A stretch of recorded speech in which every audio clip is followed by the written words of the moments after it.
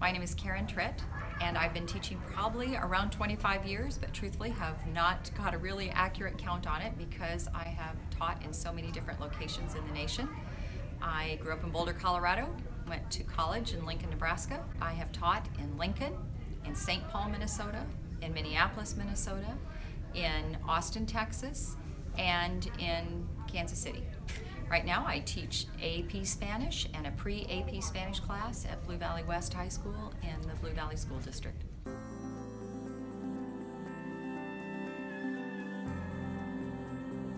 I had my undergraduate degree in English education, and my first teaching jobs were teaching English in a middle school in Lincoln, Nebraska. So what got you into Spanish? I started Spanish in 3rd grade and kept it going all the way through high school, and by that extended period of time exposed in the language, when I went to college, I took a placement test when I started. And by taking that placement test, and because of all of my years taking Spanish all the way through, I was able to test out of 16 credit hours. So I graduated from college in 3.5 years and began my teaching career at the age of barely 21.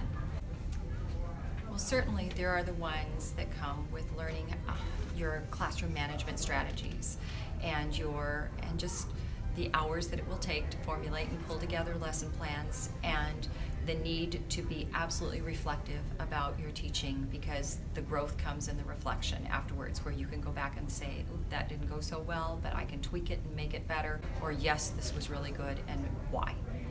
But a couple of the other things that are facing young and new teachers that are relatively new into our world, and are one, the challenges with technology and how to integrate that into classes into positive ways, because many of these kids come with cell phones every single day, and how do we deal with that social connectivity that the kids have and bring with them? There's a lot of philosophies about classroom management out there. For me, I keep my rules short and simple, and everything falls under those 3. And they are back up here on my wall right behind you: to be respectful, to be responsible, and to speak Spanish. I think in the 90s and the 2000s, we got into a trap of outlining every single behavior and having a consequence that goes with it. And that caught us by where we now had to follow a set of rules for ourselves that said the rule was fair no matter the student. And we have, I think, made a shift and recognized that there are no 2 kids that walk in this door that are the same. And what's fair for one is not equal for the other one. Yes, you need rules in your classroom, and yes, you need boundaries in your classroom, but we also, as educators, have to acknowledge the fact that every single student that walks in this door is fighting a battle that none of us, we don't know anything about. To expect the same behaviors on the same days from 30 different people who each have their own inner turmoil of some sort is unrealistic. But another piece that's really prevalent right now, and that we're looking at all across the state, is how to deal with some of the socio and the emotional issues that kids are bringing more and more, that we see in the classroom that we didn't see. Perhaps they were there, we didn't pay close attention to them years ago, but now we're trying to be so tuned in to where all of our students are, not just academically, but socially and emotionally as well. It's a rough year, that first year. And so advice to those first-year teachers is to go out and connect yourself with your staff in any way that you possibly can, because they're going to be your support system.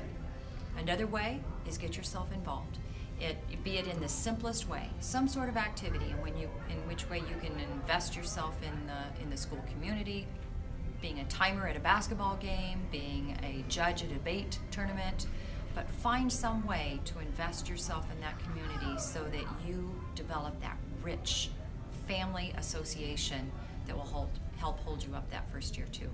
Why teach? Because I had a teacher that made a difference in my life, and I think that's one of the reasons why many people are in the classroom today, is because we had teachers who made a difference, and as teachers we want to do the same thing, make a difference.